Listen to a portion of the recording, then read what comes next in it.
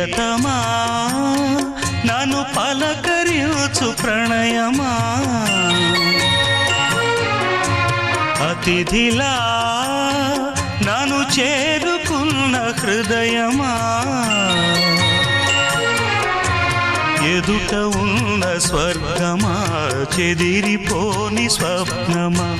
కనులలోని